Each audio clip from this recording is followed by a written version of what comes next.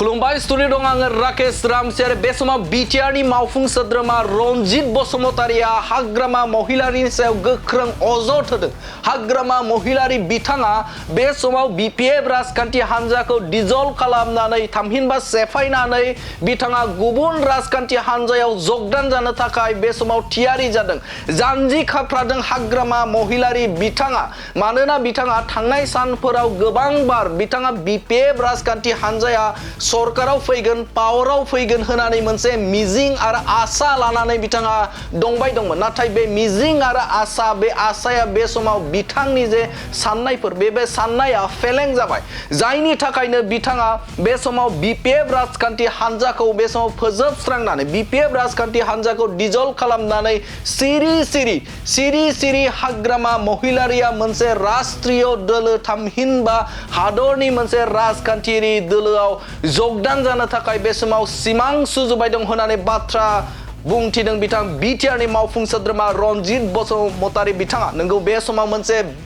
Big राजखान्थियारि खौरां नोंथांमोननि गेजेराव बे समाव बडलेण्ड बुब्लिया होदों जे बिटिआरनि मावफुं सोद्रोमा बिथां रनजित बसुमतारिया गोख्रों अजद खालामदों जे हाग्रामा महिलारि बिथांखौ बे समाव बिथाङा गोबां नाजादोंमोन जे बिपिएफ राजखान्थि हान्जाखौ पावाराव लाबोनो, गोबांबार बिथाङा सरकाराव फैगोन बा पावाराव फैगोन होननानै बाथ्रा बुंबाय थादोंमोन। नाथाय बिथाङा दिनैसिमबो 5 बोसोर जाबाय नाथाय पावाराव फैनो हायासै आरो बेखौ बिथाङा बिथांनि जे बे सिमाङा फेलें जानायखौ मोनदांनानै बिथाङा बे समाव बिपिएफ राजखान्थि हान्जाखौ डिजल्भ खालामनानै गुबुन मोनसे राजखान्थि हान्जायाव बा राष्ट्रीय राजखान्थि दोलोआव बिथाङा हाबनो थाखाय सिमां सुजुदों होननानै गोख्रों अजद होदों बिटिआरनि मावफुं सोद्रोमा रनजित बसुमतारि बिथाङा। गोदोनिफ्रायनो बुंबाय थाखादों जों जेब्ला 2020 मायथाइनि 15 डिसेम्बर खालि सरकार बानायदों, बे सरकार दाजेननाय समनिफ्रायनो हाग्रामाया शुक्रबार खालि बिपिएफ सरकार दाफिनगोन, समबार खालि जोङो सरकाराव फैगोन, आमुग मासाव जोङो प्रमद बर' बिथांनि इउपिपिएलखौ बोखारनानै सरकार दानो थांगासिनो दङ होनना बिथांमोना थगायबोयै नै बोसोरबा सेप्तेम्बर दानाव इलेक्सन जानो थांगासिनो दङ। दा बिथांमोना जि डायलग बे डायलगखौ सोलायनानै गुबुन मोनसे डायलग बुंदों। हाग्रामाया इउपिपिएल दोलोआव फैनो लाजिदों जइन जानो, नंखायनो गुबुन मोनसे राष्ट्रीय दलावहाय जइन जानो थाखाय बिपिएफखौ डिजल्भ खालामनो थांगासिनो दङ। थारैनो नोंथांमोनाबो नुनो मोनदों दे बावैसो सान सिगाङाव गुबुन दैदेनगिरिफोरा बिपिएफ राजखान्थि हान्जानि गिदिर नेताफोरा बे समाव बिपिएफ राजखान्थि हान्जाखौ गारनानै बे समाव गुबुन दोलोआव जगदान जाबाय। दा बिथांनि जे बुंनाय बायदि फैगौ समफ्राव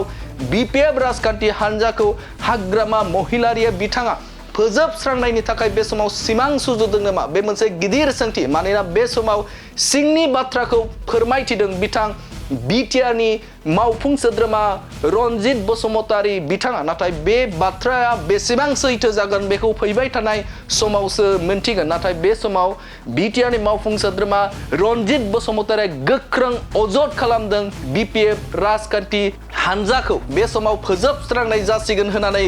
गोख्रों अजद होदों बिटिआरनि मावफुं सोद्रोमा रनजित बसुमतारि बिथाङा। बिथांनि जा राव बे रावा गोदोनिफ्रायनो बुंबाय थाखादों जों जेब्ला